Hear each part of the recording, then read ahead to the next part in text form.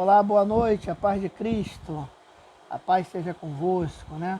Que o Senhor Jesus Cristo alcance cada vidinha que possa estar nos ouvindo. Amados irmãos, nós somos da Igreja Batista Alfa e Ômega, meu nome é Michel Vinagre.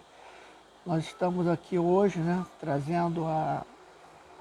cumprindo o cronograma nosso de estudo, né? Hoje nós estamos com as parábolas de Jesus. E um dia feliz, né? Nossa vacina hoje, né, hoje é 17 de janeiro, domingo, né? De 2021.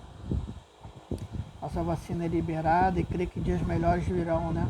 Todos nós estamos tão ansiosos, né, por voltar a ter uma vida normal.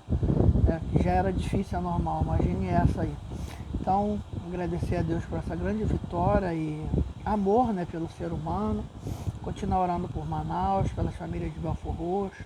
E qualquer pessoa, né, que quiser, nós temos o WhatsApp pastoral 993850375, pedir um pedido de oração, né? Nós estaremos orando, intercedendo para vocês. Então, na semana passada, nós lemos a segunda de 3 parábolas que estão ali em Mateus 13, né? Do 44 em diante, muito pequenas, muito curtas, com aparentemente, né, cada uma sendo a mesma coisa, só que elas puxam para um aprendizado diferente. Então, se você ler Mateus 13, 44, você vai vendo um homem, né, que escondeu tudo e encontrou um tesouro, vendeu tudo que tinha e comprou aquele campo. Então, nós falamos sobre o reino do céu, né, o valor do reino de Deus, da abdicação, né, da fé em trocar tudo por Jesus. Na 45, né, o reino dos céus é semelhante a um comerciante que busca boas pérolas. Então, era uma pessoa com uma certa expertise, né? Uma pessoa que já tinha um domínio, né? Não era um aventureiro, mas mesmo assim ele pregou toda a fé no reino de Deus. E ali a gente trabalhou mais com a questão dos dons ministeriais, né? Do zelo ao sacerdócio. E hoje, que é o vendedor de pérolas, hoje nós vamos estar falando sobre a parábola da rede, né? Então nós estamos lendo ali Mateus 13, 47 e 48, que diz assim: igualmente o reino do céu é semelhante a uma rede lançada ao mar, a qual apanha toda espécie de peixe. Estando ela cheia, puxam-no para a praia e, assentando, escolhem os bons para os cestos e os ruins para lançar fora. Assim será a consumação do século. Virão os anjos, separarão o mal entre os justos, e os lançarão na fornalha, onde há pranto e ranger de dentes. Né? Primeira coisa, né, que ali nós vimos muita atitude humana, né? Atitude de fé do homem, das outras duas. Né? Um homem que achou um tesouro e foi lá, vendeu tudo que tinha, ou seja, o preço do reino dos céus, né, se ele não for o tudo na nossa vida. Falamos sobre o vendedor que já tinha uma expertise, mas viu a pérola das pérolas, ou seja, Jesus tem que ser reconhecido. Agora, se você observar nessa parábola, ela começa um pouco diferente, né? Ela começa que o reino do céu é semelhante a uma rede. Ela não dá nome, assim, uma rede foi lançada. Não se fala por quem lançou essa rede, né? Para dar um enfoque mesmo no divino. Ainda que nós pregamos, né? É Cristo que executa a palavra. Quem convence o homem do pecado, da justiça e da iniquidade é o Espírito Santo, né? Quem cura é Deus, é Jesus, é o Espírito Santo. Quem salva é Jesus. Então, nós fazemos algo, né? Mas a ação daquilo que está sobre a nossa vida, ela é divina. E depois vai falar, quando ela fala assim, 48, estando ela cheia, puxa para a praia, ou seja, quando chega o tempo de puxar a rede, né? Dá a entender que é o tempo de quê? Da prestação de contas do homem com Deus. Apanha toda espécie de peixe, né? E os bons para o cesto, os para lançar fora. E nós vamos ver, né? E ele já explica alguma coisa assim, a consumação do século. Virão os anjos de Deus e separarão os maus entre os justos. E eles não separarão porque são os anjos, separarão porque são os anjos com a ordenança de Jesus. Então essa parábola puxa com uma coisa muito interessante da nossa vida, né? Que é a questão de julgar o outro. Muitas das vezes nós olhamos para a igreja, né, e nós vemos todo tipo de pessoa. Todo tipo de pessoa. Algumas pessoas criam também isso como desculpa e não querem estar ali. Ah, mas ali tem muita gente aquilo. Mas nós não podemos julgar. Porque o que eu sempre falo, às vezes é melhor ter uma pessoa ali na igreja, ouvindo a palavra, ainda com atitudes ruins, e um dia, pela misericórdia, ela venha a ser alcançada e se converta, do que alguém que endureceu o seu coração e está longe de Deus. Somente Deus sabe quem são os peixes bons e ruins. Nós somos tentados, no primeiro instante, né, a falar o quê? Nós somos os peixes bons. Não fale isso. Ainda que você creia, que você faça o seu melhor, a Bíblia não dá essa tutela do peixe. Falar, olha, eu sou bom. Vai vir os anjos de Deus, é eles que vão separar. Por isso que a Bíblia fala, uma palavra que muitos sabem, né? Muitos são chamados, poucos serão escolhidos. E também quando o Senhor, em teu nome não é escolhida aquela pessoa, em teu nome expulsei demônios, curei enfermos, né? Uma pessoa que está ali num grau eclesiástico de envolvimento, talvez um missionário, um pastor, e eu já ouvi falar, apartai-vos de mim que eu não vos conheço. Então, não podemos julgar aos outros, né? Julgamento é algo muito difícil nesse sentido, porque algumas pessoas dizem, mas se você não condenar o errado, tem até um ditado, acho que é militar, né? Quem poupa os lobos sacrifica os cordeiros, né? Ah, mas se você também não falar, você está sendo conivente, né? Quando eu vejo essas aberrações que falam e não poder emitir uma opinião, estou sendo conivente.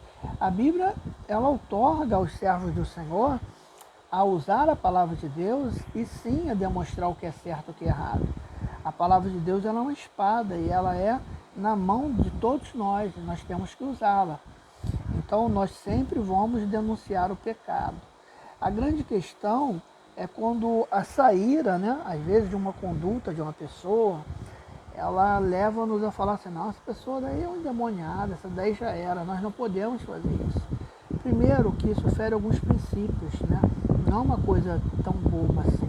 Às vezes você pode falar, poxa, mas você tem pregação sobre isso, né? Primeiro princípio, Deus diz que a sua glória Ele não dá a outra. O único juiz, né, é Jesus. Ele que sabe julgar. Porque quando se julga, né, quando você estuda direito, é fantástico, né? Você vê que o juiz tem o princípio da imparcialidade, né? Tem aquele triângulo ali, né, que faz no começo da faculdade, primeiro período, né?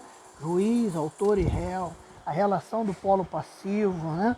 O juiz ele não vai julgar muitas das vezes o que é certo, ele vai julgar o que é apresentado aos seus olhos, né? Direito é prova, né? Às vezes não ganha quem fala a verdade, né? Infelizmente, não há nenhum tipo de júbilo meu nisso, mas às vezes é quem prova melhor a sua versão que vai ganhar, muitas vezes ele não tem a verdade. Então o sistema jurídico nenhum do mundo, ele vai ser tão perfeito como o julgamento de Cristo. Ele sabe todas as coisas, ele não está ali para ser inerte, ele vai julgar as coisas da maneira que tem que ser. Ele não vai acusar ninguém, mas ele sabe todas as coisas. Todas as coisas estão nuas e patentes diante de Deus. Só que também num bom julgamento existe a proporção, né? Existe a equidade, né? Quando o juiz aquilata a pena, ele vai levar em conta coisas subjetivas, né? E ali, coisa subjetiva, às vezes, poxa, a pessoa roubou, mas ela é rica, ela tem que ter uma pena maior, ter uma vida boa, tem que ter uma pena maior, ela exerceu uma crueldade maior, poxa, por que isso? A pena dela é um pouco maior do que outra. E esses subsídios, né, eu estou trabalhando com um exemplo humano, falho, né, raquítico diante do julgamento de Cristo, que não haverá corrupção, não haverá hipótese de ludibriação. Eu estou falando do julgamento justo, o verdadeiro julgamento justo, né? O verdadeiro julgamento santo e irrepreensível, que muitas das vezes nós não temos aqui na Terra. E ele vai levar em conta várias coisas. E, primeiro, como eu disse, né, você fere o princípio que está no lugar de Deus. Segundo, Deus sabe o que cada um tem por dentro. Às vezes a pessoa é completamente amarga, uma pessoa mal educada, mas por dentro tem coisas valiosas, Deus tem.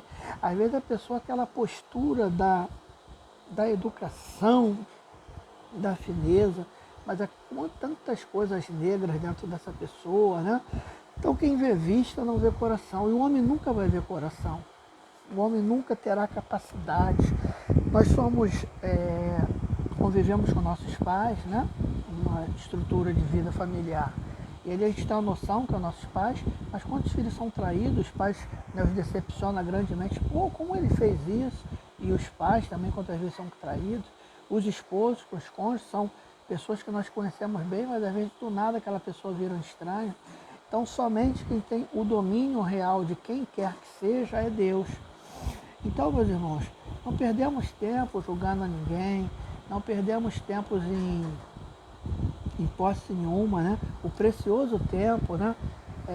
Um ajudou, o outro disse esforço. Gastemos nosso tempo para levantar pessoas, para orar, para impulsionar. Para acusar já tem um diabo, já tem um sistema do mundo, já tem toda a ordem, né? E pouca gente para ajudar, né? Vamos ser otimistas, vamos ver mérito no outro. E essa parábola é tremenda, né? Uma rede foi lançada, não se fala quem foi trago todo mundo, ou seja, nessa rede está todo mundo junto. Então numa igreja vai estar todo mundo, vai estar o bom peixe, vai estar o péssimo peixe, vai ter o peixe podre, vai ter aquelas cobras que vem dentro, mas somente os anjos de Deus, não porque são anjos, esse é a adendo que eu quero, porque eles têm a ordenança de Jesus pela perfeição do julgamento, porque anjo não é melhor do que nós, ele tem uma função como nós temos. A Bíblia vai ver várias vezes servos de Deus, quando vem anjo tentando prostrar, levanta, só adora a Deus. O outro fala, eu também sou teu conservo, ou seja, eu estou aqui para lhe servir. A Bíblia diz que os anjos só estão ao nosso redor. Então é algo muito, muito bonito mesmo da parte de Deus para a nossa vida. Então, meus irmãos, façamos o exercício da caridade, façamos o exercício, e você, meu irmão, muitas pessoas hoje não conseguem mais colocar pés em igrejas, por muitas coisas, a gente compreende, mas ao mesmo tempo você tem que equacionar se está fazendo bem a você, quem está ganhando com isso, né? Não estou falando, eu sempre preguei contra uma vida espiritual somente no templo. Sempre, sempre. Você tem que ter com sua família, você tem que ter a sua vida familiar, a sua vida social. A pessoa que fica direto no templo, sem ser um chamado específico, ela geralmente é uma pessoa que está se escondendo atrás de algo, de uma frustração, de um medo da vida, entendeu? De uma religiosidade. São as pessoas que mais julgam porque ela consegue chegar no status, né? E quer que todos cheguem no mesmo tempo que ela. Mas também não ter uma comunhão com Cristo, né? Servindo ao Senhor, buscando ali a comunhão dos santos, estando no lugar que se ouve a palavra, também não é legal. A igreja, ela também foi instituída por Deus, né? Tem a igreja espiritual, que é aquela que é santa, irrepreensível, tem a congregação dos justos, que são os templos, né, em que nós nos reunimos. Então há necessidade, sim, né? A Bíblia vai falar em Eclesiastes que um cordão de 3 dobras, né, se arrebenta mais difícil, ou seja, eu, meu irmão e o Espírito Santo. Então nós temos a necessidade do outro, e desconstruir isso não é legal. Então há muitas pessoas hoje que criam resistência. Então, não foi feliz ali, vai para outro lugar, que você se sinta bem. Vá com um fluxo um pouco menor, mas também nunca mais entra. Isso vai secar a tua vida espiritual. As mensagens de internet em si só não suprem muitas das vezes. Tem que ter uma oração, uma consagração, conversar às vezes com pessoas, toda uma experiência. Todos os cristãos um dia já conversaram e já aconselharam e foram aconselhados, né? Todo pastor um dia passou por isso. Então, que nós tenhamos certos, né, que estamos numa rede. E nessa rede vai estar todo tipo de pessoas. Todo tipo de pessoas. Mas fique tranquilo, que fazendo você a sua parte, sendo servo, obediente ao Senhor, se esforçando, você não será confundido. Não existe a hipótese de confusão no julgamento de Deus. Então, não julgue o outro, faça a sua parte. Não julgue o outro, faça o melhor que você acha que é melhor, e não somente aponte erros. Amém? Encerra assim a parábola da rede. Que o Espírito Santo de Deus fale melhor ao seu coração. Vamos orar a Deus agradecendo, né, e intercedendo. Bendito Deus, obrigado por essa palavra. Deus, obrigado pela liberação da vacina. Venha proporcionar ao homem inteligência, Senhor, para que possamos vencer essa doença que tem dizimado tantas pessoas pelos quatro cantos da terra. Mais do que isso, trazendo fome, desemprego, desequilíbrio emocional, depressões, suicídios, tantas coisas reflexas, infartos, derrames, porque as pessoas têm medo de ir aos hospitais. Oh Deus, estende a sua misericórdia sobre essa nação. Guarda Manaus, Senhor, e os outros estados não cheguem a esse ponto. Guarda aquela família de Belfor Roxo, com 3 crianças desaparecidas há 1 ano. O Senhor é o Deus que pode, Senhor, solucionar este caso. Nós entregamos nossa vida em Tuas mãos. Guarda, Senhor, a segunda-feira de todos que estão me ouvindo, todos que estão no grupo.